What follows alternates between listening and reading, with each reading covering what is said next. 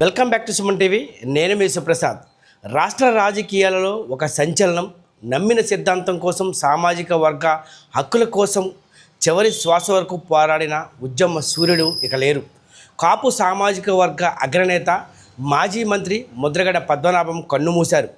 గత కొంతకాలంగా అనారోగ్యంతో బాధపడుతున్న ఆయన హైదరాబాదులోని సింధు ఆసుపత్రిలో చికిత్స పొందుతూ మంగళవారం సాయంత్రం తుది శ్వాస విడిచారు. ముద్రగడ మరణంతో ఉమ్మడి తూర్పుగోదావరి జిల్లాతో పాటు తెలుగు రాష్ట్రాల్లోనూ తీవ్ర విషాద ఛాయలు అలుముకున్నాయి. ఒక ముక్కుసూటి మనిషి, రాజకీయాల్లో అవినీతి మచ్చలేని నిస్వార్థ నేత, కోట్ల మంది అభిమానులను సంపాదించుకున్న అగ్రనేత ప్రస్థానం ముగిసింది. ముద్రగడ పద్మనాభం సుదీర్ఘ రాజకీయ ఉద్యమ ప్రస్థానంపై సుమన్ టీవీ ప్రత్యేక కథనం.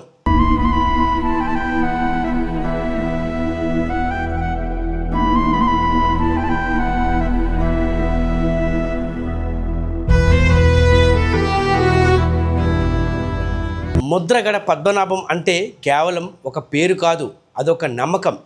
రాజీ లేని పోరాటానికి నిలువెత్తు రూపం. రెండు తెలుగు రాష్ట్రాల్లో ఆయనకంటూ ఒక ప్రత్యేకమైన ఇమేజ్ ఉంది.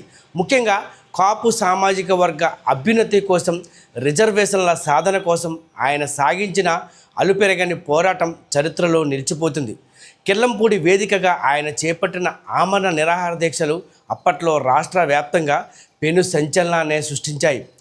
ప్రభుత్వం ఎంత ఒత్తిడి తెచ్చినా, ఎన్ని ఆంక్షలు విధించినా నమ్మిన జనం కోసం, తన సామాజిక వర్గ హక్కుల కోసం ఎంతటి త్యాగానికైనా ఆయన వెనుకాడలేదు.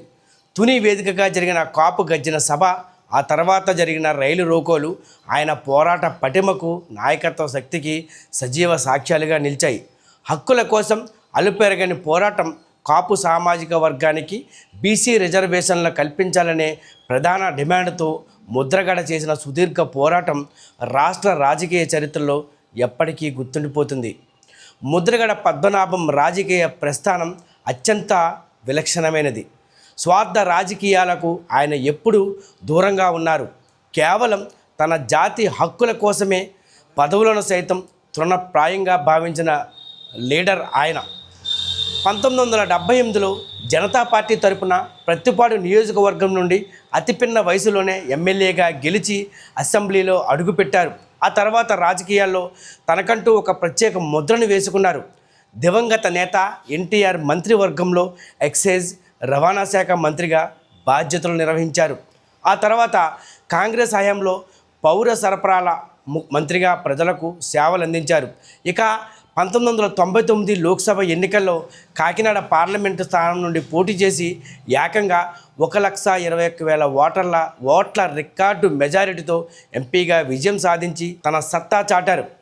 ప్రభుత్వంలో ఇన్ని కీలక పదవులు నిర్వహించినప్పటికీ ఆయనపై ఒక్క అవినీతి ఆరోపణ కూడా రాకపోవడం ఆయన నైతిక విలువలకు, నిజాయితీకి నిదర్శనం. ముద్రగడ పద్మనాభం ప్రత్తిపాడు నియోజకవర్గంతో విడదీయరాని బంధం ఉంది. ప్రత్తిపాడును తాటాకు గుడిసెలేని నియోజకవర్గంగా మార్చాలనేదే ఆయన నిరంతర సంకల్పం. ఆ లక్ష్యంతోనే అప్పట్లో అర్హులైన పేదలందరికీ ఇల్లు నిర్మించి ఇచ్చి గృహ నిర్మాణ రంగంలో ప్రత్తిపాడును రాష్ట్రంలోనే ప్రథమ స్థానంలో నిలిపారు. నిరుపేదల గుండెల్లో చెరగని ముద్ర వేసుకున్నారు. ఎదుటివారు ఎంతటి వారైనా సరే ప్రజా సమస్యలపై ముక్కుసూటిగా ప్రశ్నించడం ఆయన తత్వం. అందుకే పార్టీలకు, రాజకీయాలకు అతీతంగా రెండు తెలుగు రాష్ట్రాల్లోని అన్ని వర్గాల ప్రజల్లో ఆయన పట్ల చెరగని గౌరవం, అశేష అభిమానం ఏర్పడ్డాయి. పదవులు ఉన్నా లేకపోయినా ప్రజల కోసం నిలబడిన నిజమైన ప్రజానాయకుడు ముద్రగడ. ప్రస్తుతం ముద్రగడ పద్మనాభం భౌతిక కాయాన్ని తుది దర్శనం కోసం హైదరాబాద్ నుండి ఆయన స్వగ్రామమైన కిర్లంపూడి తీసుకువచ్చారు. అభిమానులు, ప్రజల సందర్శనార్థం ఆయన నివాసంలో భౌతిక కాయాన్ని ఉంచారు. తమ ప్రియతమ నేతను ఆఖరిసారిగా చూసేందుకు, నివాళులు అర్పించేందుకు ఇప్పటికే ఉమ్మడి గోదావరి జిల్లాల నుండే కాకుండా రాష్ట్ర నలుమూలల నుండి పెద్ద సంఖ్యలో అభిమానులు, రాజకీయ నాయకులు, కార్యకర్తలు కిర్లంపూడికి చేరుకున్నారు. ఒక అసాధారణ పోరాట శకం ముగిసింది. ఒక నిస్వార్థ ముక్కుసూటి రాజకీయం అంతర్ధానమయ్యింది. ఆయన భౌతికంగా మన మధ్య లేకపోయినా ఆయన చేసిన పోరాటాలు, చూపిన నైతిక విలువలు ఎప్పటికీ సజీవంగానే ఉంటాయి. ఉద్యమ సూర్యుడు, ప్రజానేత ముద్రగడ పద్మనాభంకి సుమన్ టీవీ బాష్పాంజలి కట్టించుతుంది.